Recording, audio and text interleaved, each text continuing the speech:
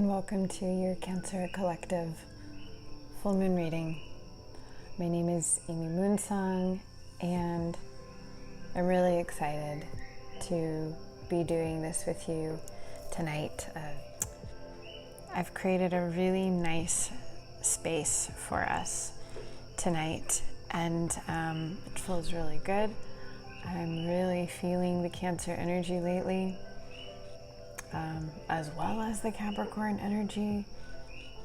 It's they've both been really strong, and I'm really appreciative of that, because it feels like the initiative and the responsibility that Capricorn asks for from us is a lot easier to integrate and be receptive to with the Cancerian softness that's also there, helping me to feel safe and accepted amidst any limitations I find myself facing, that I'm now ready to take forward, to take to the next level. So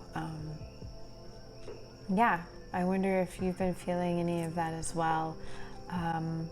We're also in a Mercury retrograde, and I know that for myself as well, a lot of times, well, all the time, retrograde energy, as much as it might cause some difficulty with communications or communication systems externally, what it gives us a chance to do is to internalize a little bit more and work on it. It's sort of like a, yeah, all of the ways that we can be externalizing things, like our circumstances, the things that we're acting on, our relationships, where we're communicating with people, all of our plans that we have going on. It gives us a moment to sort of pull back and pull in and have a little bit more of an internal dialogue with ourselves. It's like a reassess energy, and sometimes that can be a really helpful reset button for us, especially if we haven't really been thinking super consciously about what we're doing. And during Capricorn season can be such a busy time, where it's just go go go, in a good way, but being able to have an energy that supports your reassessment can also be very helpful. And then again, with the Cancerian energy, that softness, that sense of inner safety that we're able to tap into, can be very helpful. But of course, it might not feel that way for you. It really has everything to do with the relationship that you are currently having to these specific energies we're looking at. Your relationship to Capricorn energy, your relationship to Cancer energy, and Mercury retrograde. Sometimes your relationship to Mercury, or your relationship to what Mercury represents. So that's another story for another time. So let's see what cards we're going to have to look at today. I pulled these decks out ahead of time, as I normally do, and you may be able to see here, I'll do a little clip, but I have a lot of different decks that we could choose from here. And I use my pendulum to basically muscle test and find out which ones. So today we're going to be using a deck called the Materia Medica, and let's see, it's the Materia Medica. This is what it looks like. I found this in a really cool little shop out in Hawaii on the Big Island, and I just was immediately called to it. And the few interactions I've had with it have told me why I have definitely added this deck to my collection. The second deck that we're going to be using is the Patch Tarot deck, and this is one that I haven't picked up or used in quite some time, but I have a lot of really powerful history with this deck. This deck was created by Jordan River, the founder of Spirit Science. If you're interested in it, it's a fantastic deck.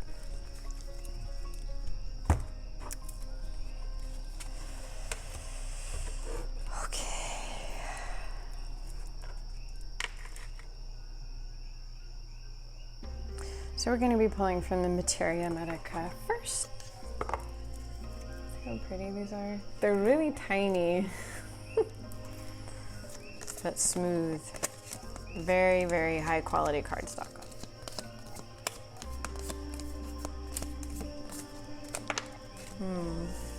Okay.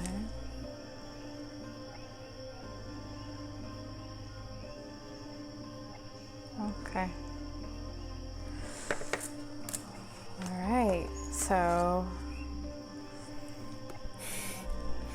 the card, the herb on the card is Mugwort, and the word is integration, which is great. I can already tell we're going to be having some fun with this one. Okay, let's see. Are we going to pull another card? Yes. Are we going to pull another card from the Materia Medica? No. Are we going to pull a card from the Patch Tarot? Yes. Okay. Can you see? Okay, so you can see what I'm doing.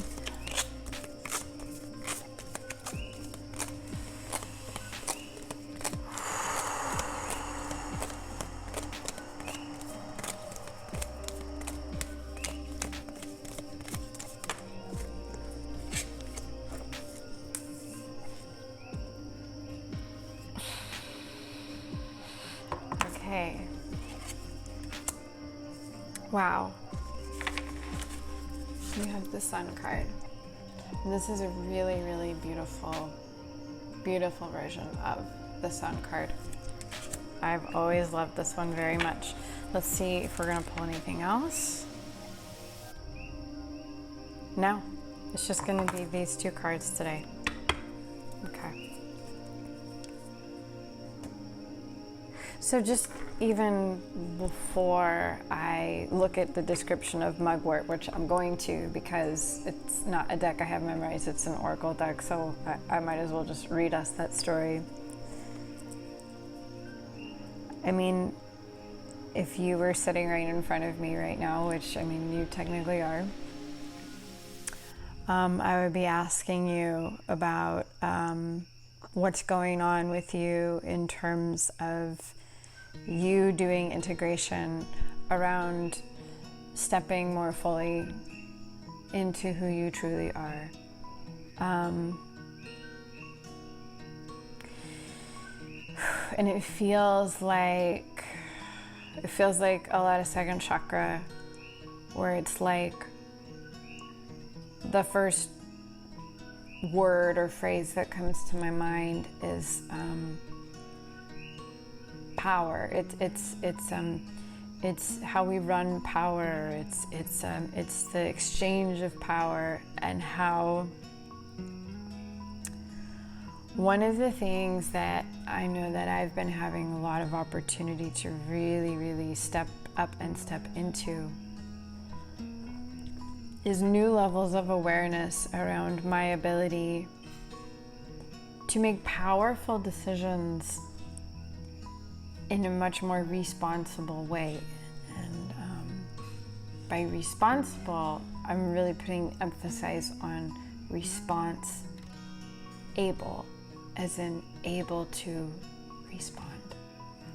So things that before seemed so much more challenging or daunting or too hard, there's been a requirement for me to really change my perspective and my attitude about what exactly I'm capable of, and understanding that it's necessary at this point for me to do so, and that I can't afford the immaturity of the excuses that I have made throughout so much of my life that have made it easier for me to give up. Like, I'll give you an example. I have a very sweet, beautiful, amazing, wonderful little French bulldog back in California, and her name is Butter. And she's just been the light of my heart for the last 5 years. And when I came here to Hawaii, I came here thinking that it would be a lot easier to get her here than I thought that it would be. But when I started to look at the reality and how the laws have changed and you can't do ESA animals on planes anymore and just all this stuff, it was so overwhelming to me, the whole, just what it was gonna take to get her here, and the planes, and putting her under the plane, and just the whole story. If you've ever transported an animal across a distance like this, then you understand. And so I went into a space where I really felt like the best thing for me to do is just going to be to find her a new home, as much as, and it broke my heart, and I went through this whole heartbreak and just this devastation that this is what I was going to have to do.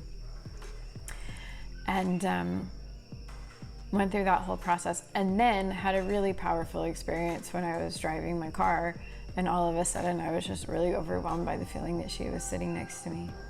And I had this very strong sense that was like, you can still make it happen, but you're gonna have to step up. You're gonna really have to step up. And you're really gonna have to take responsibility for knowing all the ins and outs of this, for really being prepared, for really planning ahead, for really asking all the questions. And the experience has just purged from me any part of me that feels like I need other people to come along and do things for me, or that I'm not resourceful enough, that I'm not smart enough, that I'm not brave enough, that I'm not strong enough for me and for her, you know, to figure out how I can make this happen in the safest possible way for her. Because in life, there's risk either way, and I think a lot of times we hold back because we don't want to take the risk. But I'm like, well, there's risk either way, and there can be sadness either way, but it's, you know, it's just one of those things where I'm like, if I make the right calculated risks, because I'm responsible and because I'm making the most mature decision I can, I'm taking responsibility as much as I can, then the risks are more calculated, and it's so much more likely that the end result is that I get my little precious baby here with me in Hawaii. And when I do, I'll make sure to have her show up on one of the readings here. But I'm telling that story because this is a really good example of having an experience that stretches you to a new limit that you otherwise would not have gone to. You know, I think that a lot of us in this time are getting stretched beyond what we thought was our limit. And how quickly or how easily that happens really has a lot to do with our ability to accept that we're capable of a whole lot more than we like to think we are, for all of the reasons that we think that we are, the limiting beliefs and so on and things like that. But when we step up during this Capricorn season, we're finding that we have a much broader capacity. And I encourage you to ask yourself, where in your life are you being asked to discover that you have a much larger capacity than you realize that you did? And at this moment, I kind of feel like a broken record, because I feel like this has been something that's come up a few times. But in terms of tarot readings, that's actually very, very good, because it means that this is a theme that we keep returning to, and we keep getting the opportunity to refine it. And being that we're getting this sign of integration around this really allowing who you are and what you're capable of and your own unique capacity to come out and shine bright, that's a good sign. So let me actually read the description of this Mugwort card and see what it has for us. Let's see. Okay, so Mugwort is Artemisia vulgaris. It says, the plant's often thought of as a very feminine herb, acting on the reproductive system to stimulate menses, relieving cramping. Second chakra. It is indicated when there is coldness and sluggishness in the uterine tissue. It can also be used as a digestive bitter, stimulating bile production from the liver or gallbladder, depending on the preparation. We also see it used in nervous conditions, especially when sleep is disturbed.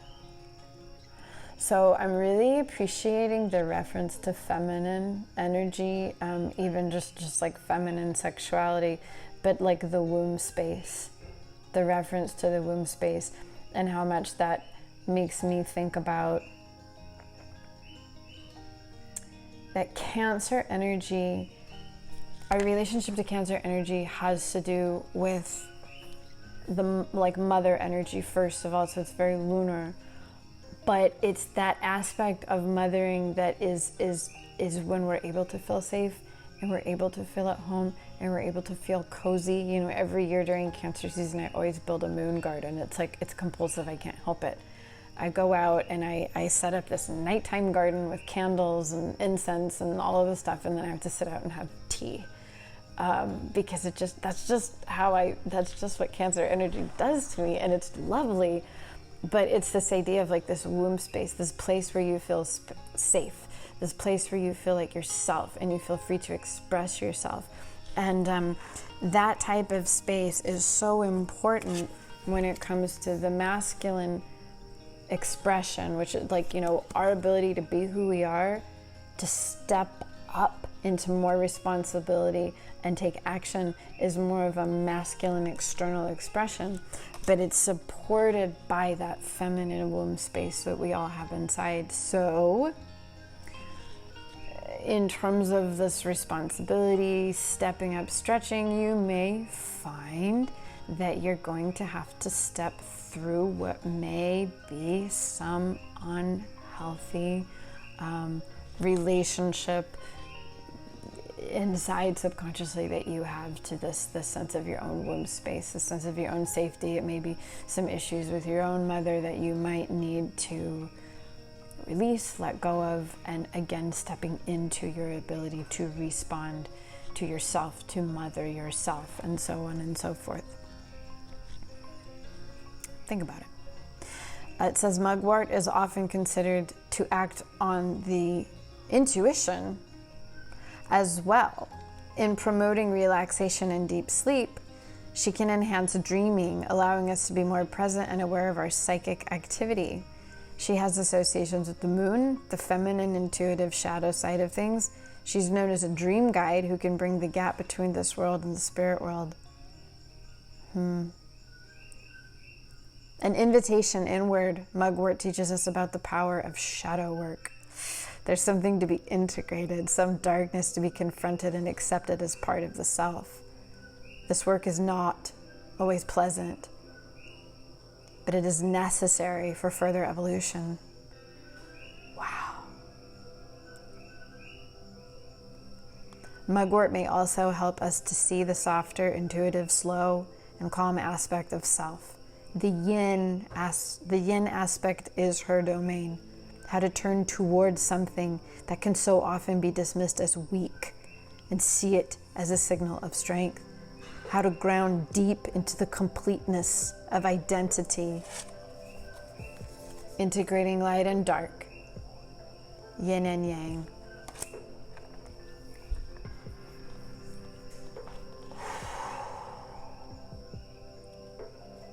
I feel that. I feel that so much.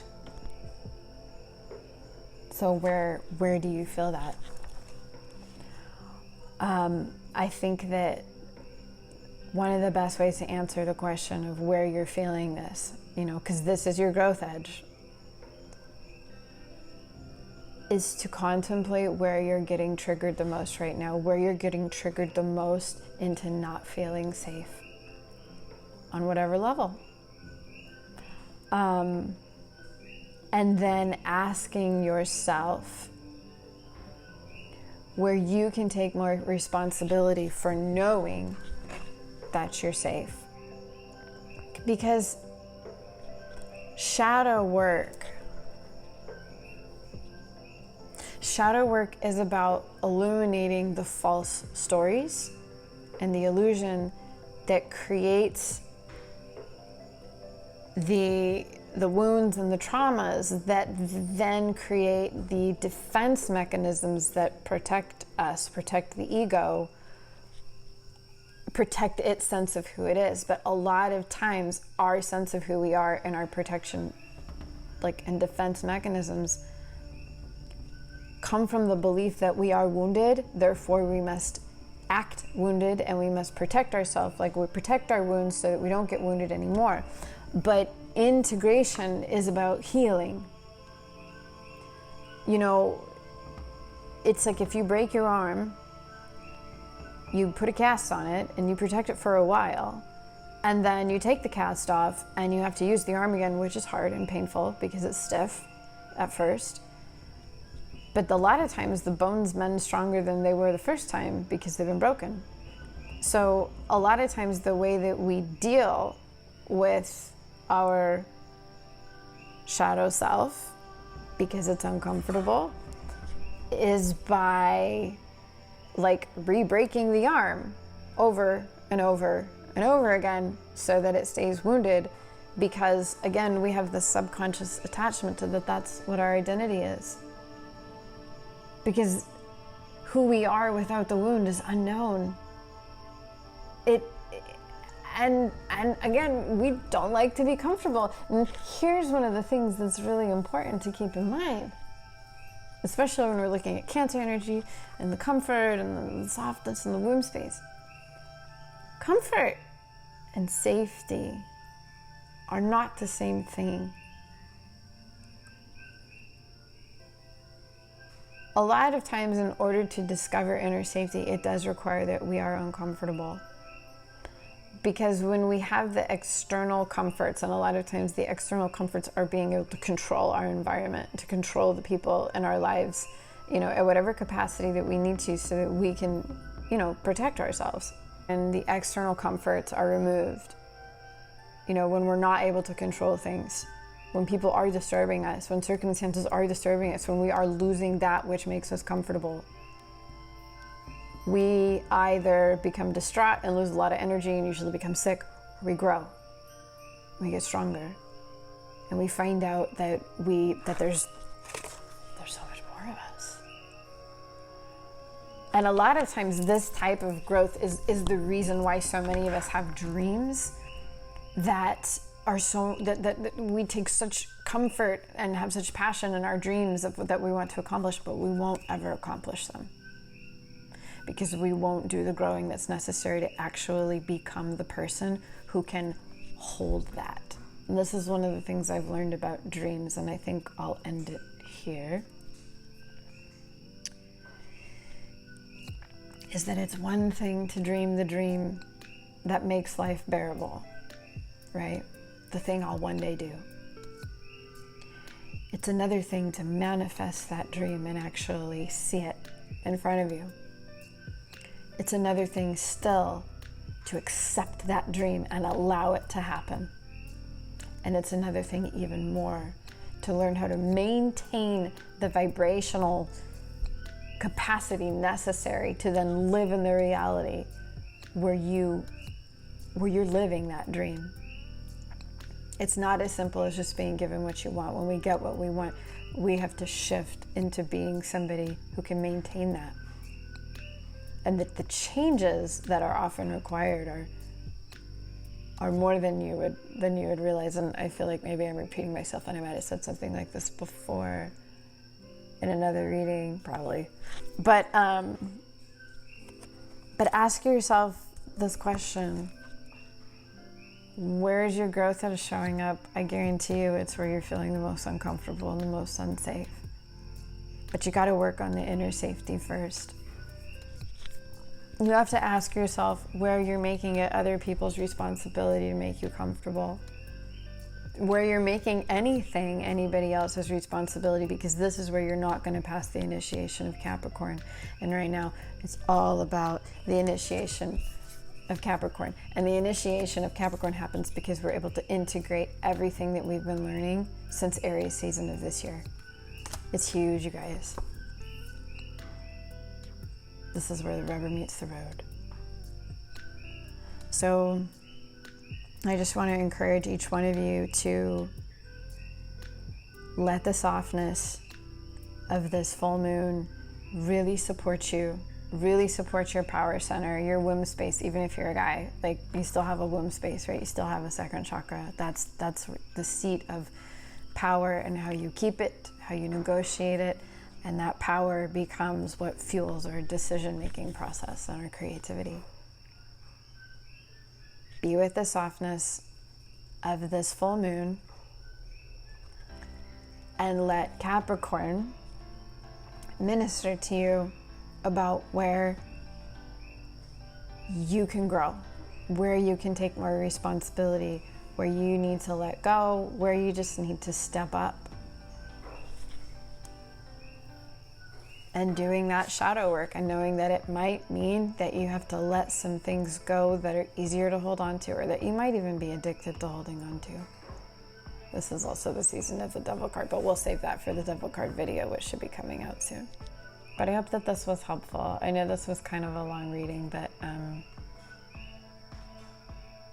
yeah, it just feels important to create this space of tenderness right now. Tenderness and accountability. That's what is going to really create the change that so much of us are wanting, but we just don't always know how to get there. I hope this was helpful. If this really spoke to you and you'd like to go further and you'd like to really personalize this, I'm doing personal readings. You can book one by contacting me at moonsongtarot@gmail.com. You can also find me on Facebook at Moonsongtarot. You can find me on Instagram at Moonsongtarot.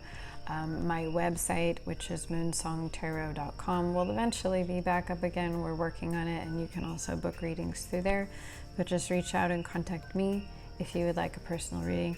I'm also doing tarot training right now, tarot training, intuitive training.